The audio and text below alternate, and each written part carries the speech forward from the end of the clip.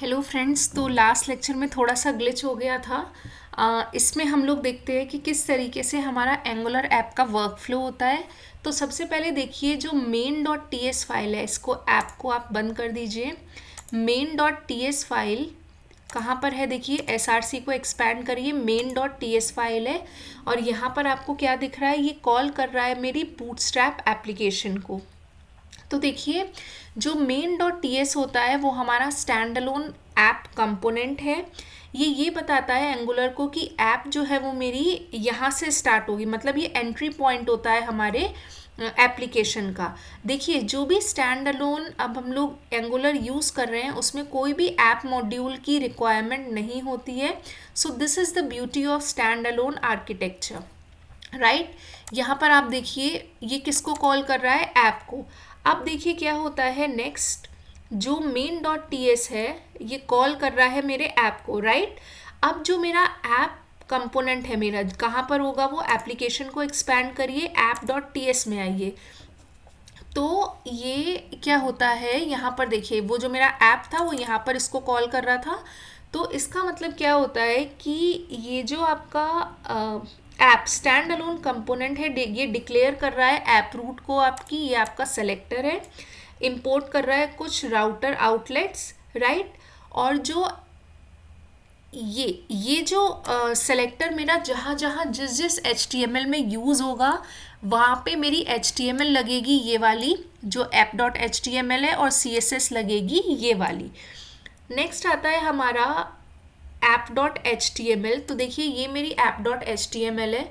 तो last lecture में हम लोगों ने देखा था कि हमारी एक स्क्रीन प्रिंट हो रही थी और वहाँ पे आ रहा था हेलो, और जो भी आपका टाइटल है लाइक एंगुलर, इस तरीके से। सो सपोज़ मैं इसको मॉडिफाई कर देती हूँ और मैं सिर्फ इसको सेव करती हूँ। अब मैं नेक्स्ट क्या करूँगी? आउटपुट पे अपने ब्राउज़र पे अपने चेंजेस को देखूँगी। तो ये इस तरीके से हो गया app dot H T M L. फिर से यहाँ पर अगर मैं आऊँ तो आप देखिए, यहाँ पे कुछ राउटर आउटलेट्स भी हैं। तो राउटर आउटलेट्स के लिए सपोज़ अगर मैं यहाँ ऐप डॉट राउट्स पे, हाँ, तो यहाँ पर देखिए फ्रेंड्स, अभी मैंने कोई भी रूट्स डिफाइन नहीं कर रखे हैं, लेकिन जैसे जैसे मैं अपने कंपोनेंट्स को ऐड करूँगी तो मैं क्या करूँगी? उसके रूट्स को यहाँ पर डिफाइन करूँगी। तो app dot routes dot T S हमारा ये काम करती है। और फाइनली जो मेरा व्यू मेरे ब्राउज़र में रेंडर होता है वो कौन सा होता है? वो ये वाला होता है। तो ऐप डॉट रूट का सेलेक्टर जहाँ पर भी मेरा होगा उससे रिलेटेड मेरा सब कुछ ब्राउज़र पे रेंडर हो जाएगा। तो देखिए, ऐप डॉट रूट है यहाँ पर, और ऐप डॉट टी एस में मैं गई तो देखिए ऐप डॉट रूट सेलेक्टर के करस्पॉन्डिंग कौन सी है? App dot H T M L और app dot C S S. तो ये फाइल्स मेरी क्या होती हैं? ये मेरे ब्राउज़र पे रन होंगी। अब हम लोग ब्राउज़र पे जाके आउटपुट देखते हैं कि वो किस तरीके से चेंज हुआ है। तो देखिए फ्रेंड्स, किस तरीके से ब्राउज़र पे ये मेरा आउटपुट यहाँ पर चेंज हो गया। पहले हेलो और एप्लीकेशन का नाम आ रहा था, अब हेलो पूजा आ गया। तो मतलब सबसे पहले तो मैंने सिर्फ अपने चेंजेस को सेव किया इसको रेंडर करने के लिए, राइट।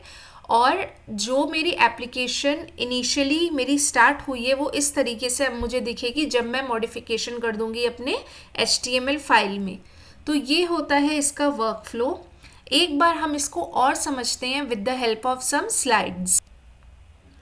तो देखिए फ्रेंड्स, यहाँ पर मैं आ गई, स्लाइड शो कर देती हूँ। Slide show, current slide, okay.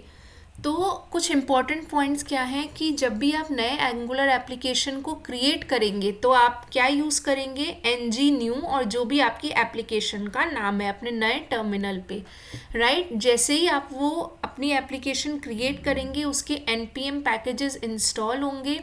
तो ng सर्व को यूज़ करके हम क्या करते हैं? अपने एप्लीकेशन को अपने लोकल एनवायरनमेंट में होस्ट कर देते हैं। तो ये हमारी एप्लीकेशन क्या हो रही है? हमारे कंपाइल हो रही है मेमोरी में, एक डेवलपमेंट सर्वर हमारा स्टार्ट हो रहा है, और ये एप्लीकेशन मेरी होस्ट हो जाएगी कहाँ पर? मेरे ब्राउज़र में। तो देखिए, सबसे पहले क्या हो रहा है? हमारी एप्लीकेशन बिल्ड हो रही है मेमोरी में, उसके लिए क्या होता है, जावास्क्रिप्ट मेरी टाइपस्क्रिप्ट मेरी जावास्क्रिप्ट में कन्वर्ट होती है क्योंकि कंपाइलर हमारा टाइपस्क्रिप्ट को नहीं समझता है। नेक्स्ट, जब मैं इसको अपने उसमें इंटीग्रेटेड एनवायरनमेंट में रन करती हूँ तो ये जो डिफ़ॉल्ट यूआरएल है इसकी मदद से हमारी एप्लीकेशन हमारे ब्राउज़र पे रन हो जाती है। और ये देखिए मैंने जब चेंजेस करे थे तो केवल सेव किया था और रीबिल्ड किया था और ब्राउज़र जो हो गया था वो ऑटो रिफ़्रेश हो गया था। देखिए अगर आप अपने ब्राउज़र को रिफ़्रेश नहीं करेंगे तब भी आपका browser by default auto refresh हो जाता है। क्यों? क्योंकि हमारी एंगुलर एप्लीकेशन जो होती है वो सिंगल पेज एप्लीकेशंस होती है, तो हमें ब्राउज़र को क्या करना पड़ता है, बार बार रिफ़्रेश नहीं करना पड़ता। हाँ, तो एक इम्पॉर्टेंट पॉइंट यहाँ पर ये है कि कभी कभी आप लोग एप्लीकेशन को रन करेंगे तो आप लोग कुछ अनऑथराइज्ड एक्सेस के आपको वो आ सकती है, इश्यूज आ सकते हैं। तो उसके लिए फ्रेंड्स आप ये कमांड अपने उसमें टर्मिनल में रन करिएगा, आपके जो इश्यूज हैं वो सॉल्व हो जाएंगे।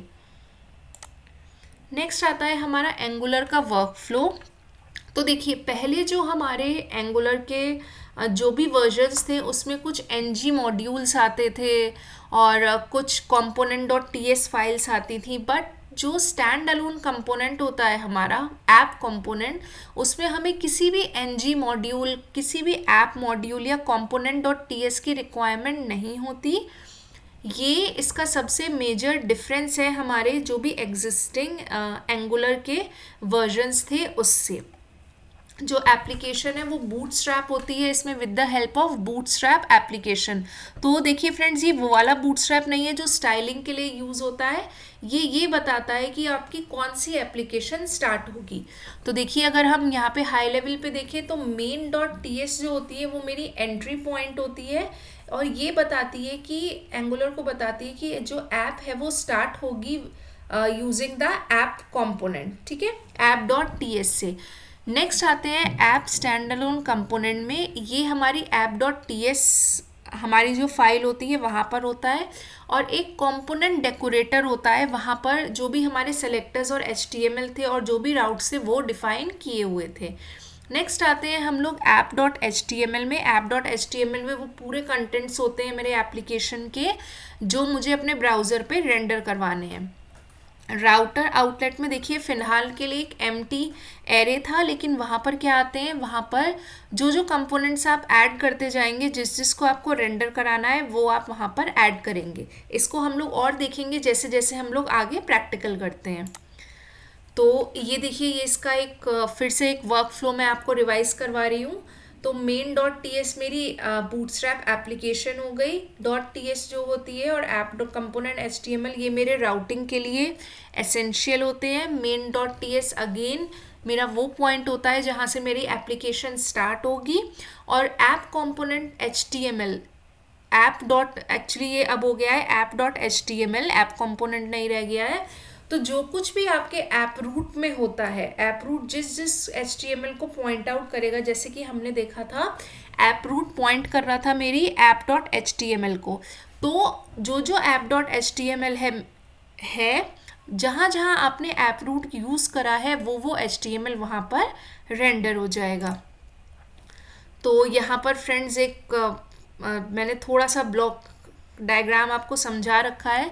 देखिए ये जो app.component.ts है, ऐप ये अब एग्जिस्ट नहीं करती, अब क्या करता है app.ts फाइल्स एग्जिस्ट करती हैं।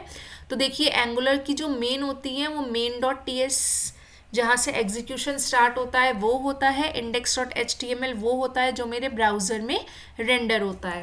ऐप ये एक्चुअली app.component नहीं है, ये app.ts है, तो इससे कंफ्यूज मत होइएगा। देखिए राउटिंग में क्या होता है, ऐप डॉट जो रूट्स होती हैं, तो रूट्स में क्या होते हैं मेरे अलग अलग कंपोनेंट्स के जो पाथ होता है वो डिफाइन होता है। तो इस तरीके से हम लोग क्या करते हैं, एक ही फाइल में अपने सारे कंपोनेंट्स के पाथ को इंपोर्ट करेंगे, उन्हें कुछ एलियास देंगे और फिर उसको यूज़ करेंगे। तो ये होता है मेरा एक हाई लेवल वर्क फ्लो कि किस तरीके से मेरी एंगुलर ऐप काम करती है। अगर आपको कोई भी कन्फ्यूजन हो तो प्लीज़ उसे कमेंट सेक्शन में स्पेसिफाई करिएगा। Thank you.